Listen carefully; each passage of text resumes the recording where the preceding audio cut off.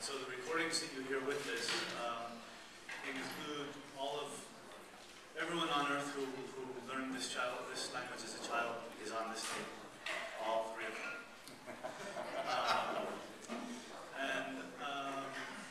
So the piece itself, the instrumentalists, the language that they use playing-wise is derived from the sound of the language itself. Not, most of the time it is not based on physics, which is what most music you hear is. It's an octave is exactly either twice or half the frequency of the octave above or below. This is not set up that way. The rhythm in it most of the time is not based on divisions of the clock. It's based on the sound. What we will be doing is, like we did before, we'll rehearse little excerpts of it and try to give the piece a run. Because one of the trickiest parts of this piece is we have to imitate the sounds of these languages, so it involves a certain amount of improvisation. And it's not the kind of improvisation that most people are used to doing, in that, you know, if you're playing the blues, you're playing the blues. Or if you're improvising in Dixieland, it's a whole other style. And in this land, we're improvising in a language that's completely foreign. So we're imitating, everybody in the ensemble was given a URL, a website address to go to, where the sounds of the speakers were there, and they were completely notated, and then people have to begin to work with this, what we call graphic notation, which basically, for those of you, the technical term is little squiggles on page. There are certain notes, and then there are these, well, for instance, Collins, would you be so kind as to demonstrate the first phrase that you play? And it looks a little bit like what we had way too much of this winter, little flecks of snow on the page.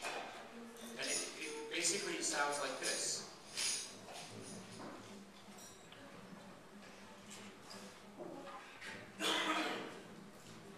And then when you do that on various instruments, it takes on a whole other thing. So at the very end of the piece, everybody gets to play this. It's a square that has flecks all over it.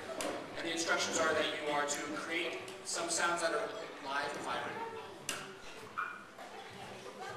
and some that are more muted. And it creates an atmosphere, a little bit like what you'll hear in the background of this tape.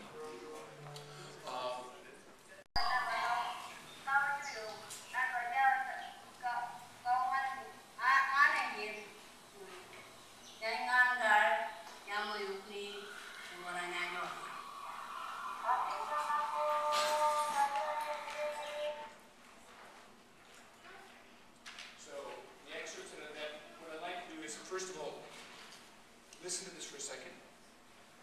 Andy, you ready?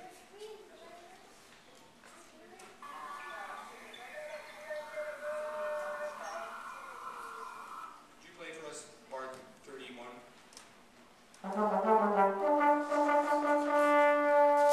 Good. And this should be in a very tight, quiet mute, right? It's open. There, it's open here. So there's a version that you do earlier that is not, right? So here, it all needs to be very, very piano, and if the less articulate, the better. Very, very, very kind of fluid that way.